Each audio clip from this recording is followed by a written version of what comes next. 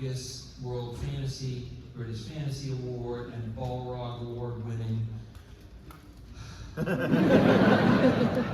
internationally best-selling and globally renowned author of the Song of Ice and Fire series, Fever Dream, The Armageddon Rag, and many other novels, and creator and editor of the Wild Card series. Some of his work has been adapted to television. I've heard it's done all right. Television is where he started out, working on shows like Beauty and the Beast and The Twilight Zone. He was also involved in the creation of the Elden Ring computer game. And most importantly, he has been kind enough to join us in conversation today.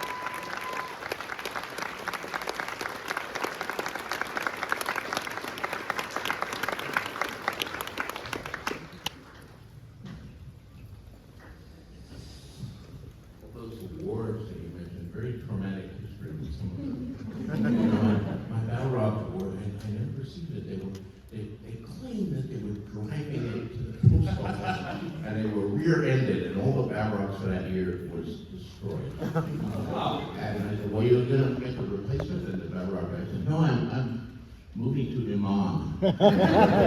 You'll never hear from me again. And I never did. No, was one of them, is it the Nebula or the Hugo that looks like a dildo? I'm sorry. No, it's the British Fantasy Award that looks like a dildo. Hugo looks like, well, I suppose you could say so. It's a rocket ship, right? So It's a rocket.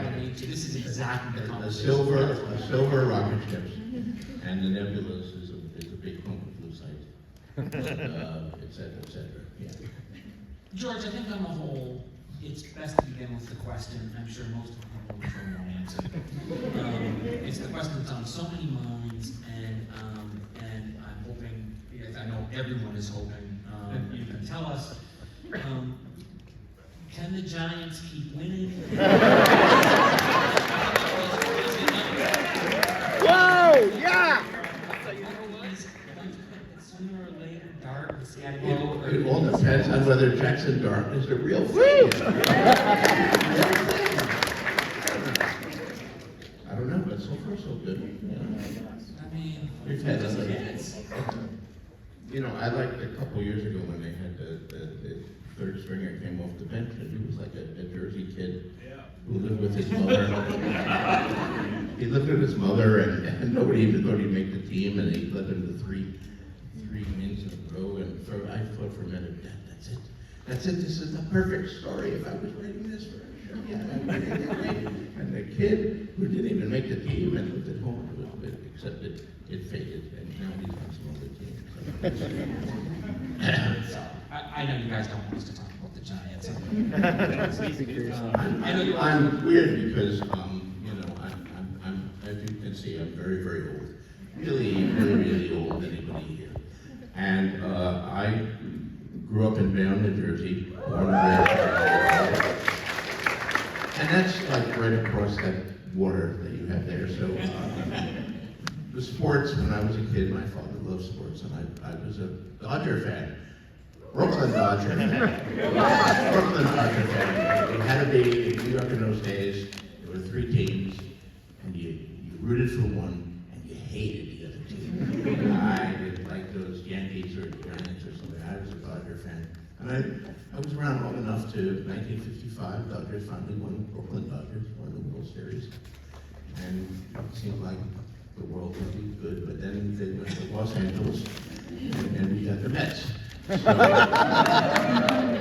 I've had the Mets. But then I also had the Giants, the football Giants, the New York football Giants. And rooted for them. But then they started this new league at the AFL, and he had a team called the Titans, who didn't keep to that name long. They became the Jets. I said, well, that's it. I need a team to root for in this league too, because the Giants are losing all the time.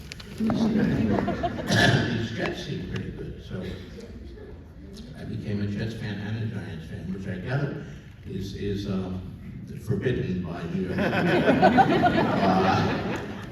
But I don't care. I do it anyway, and of course, the Giants were terrible for that whole period there, but the Jets got this kid, Joe Namath, who was pretty good, and then the Super Bowl started, and Joe, as I said, not everybody knows this, but some people know this. Joe Namath on Super Bowl III went down to the crossroads and met the devil, and made a plan with him to win Super Bowl III in the condition that the Jets would never, ever.